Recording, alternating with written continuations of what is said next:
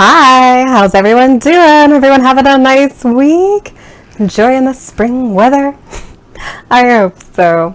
We are continuing on with our Irish recipes. We're doing our dessert of the week, a brioche and bread.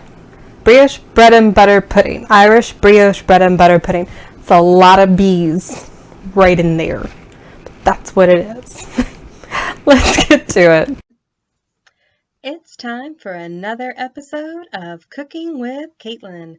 That's me. Enjoy.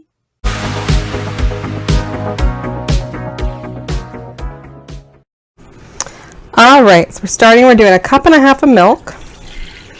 In there. 4 tablespoons of sugar. And do our eggs. Doing 3 eggs.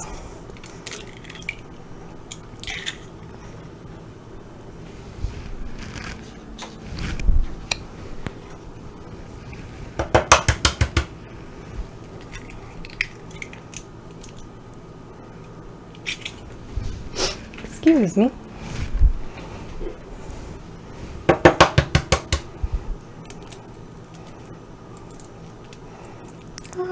Oh, come on. Don't all get lost. There we go. It's like the egg in the Velociraptor egg in Jurassic Park when it like pokes through. Should watch that soon. I always like that one. All right, we're gonna put our 3 eggs in there.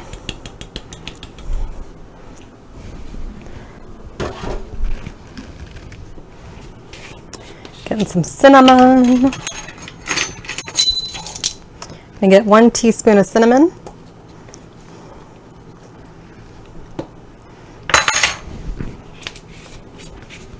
And then as we do with many desserts, just a few shakes of salt. Just helps it. All right. We're gonna whisk all this together.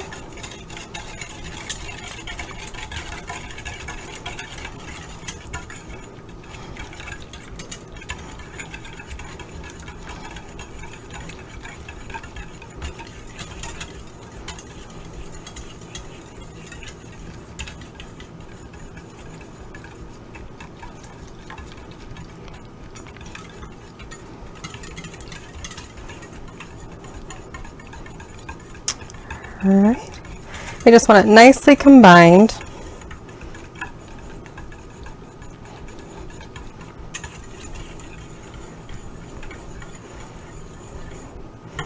We'll probably give it another stir before we pour it on, but we're going to leave like that.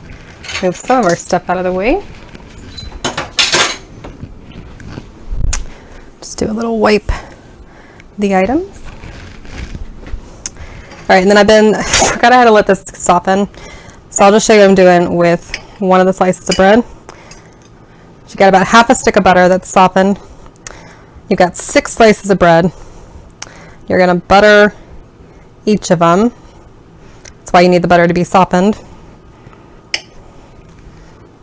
So you can butter them without it tearing your bread apart, hopefully.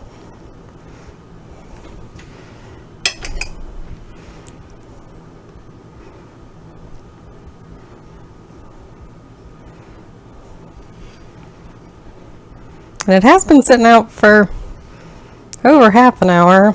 Needed probably a little bit longer, but that's why I broke it up too, to help with that situation. That's pretty soft. This bread's pretty fresh. It shouldn't be tearing quite as it is, but it's fine. It'll all bake up just fine.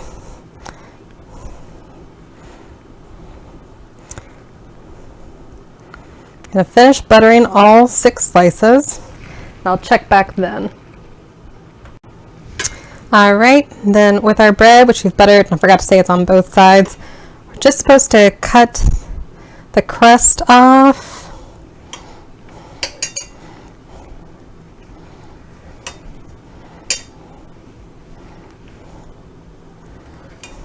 Just doing that.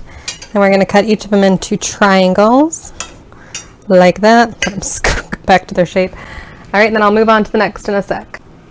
All right, in a greased square casserole dish, we're gonna take these. We're just kind of layering them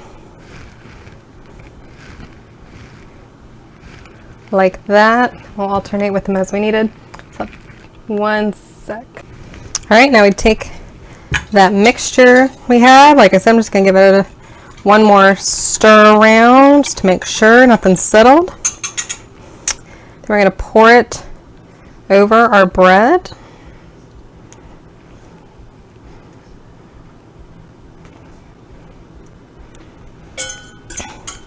We're gonna let that soak for 15 minutes. While we do so, we're gonna preheat our oven. Let me double check that I got the right temperature. Yes. We're gonna preheat it to 350 while this is soaking for about 15 minutes. Check back then. Oh my gosh, guys, I forgot. We got a 1/4 cup of raisins. We're supposed to sprinkle in and spread around. So you're supposed to do it before you pour everything on. Get it all in there. Get them sprinkled around. So mea culpa. Just turn it off and then looked. It's like, oh yeah, the raisins. Whoops. So just, you do better than me. All right, now we'll check back in 15 minutes.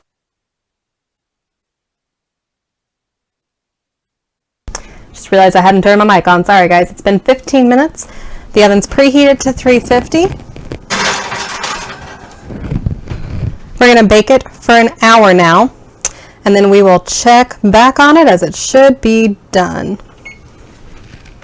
It's been an hour. Just gonna take it out. Probably let it cool about 3 to 5 minutes so it's not gonna burn our mouths, but we still want it very nice and warm. And then we will serve it up and enjoy. They recommend topping with whipped cream, and I thought I had some and I'm out, but it will be perfectly lovely without. I bet it's also incredibly delicious with ice cream. So, goyama, Aaron Gobra. Talk to you later.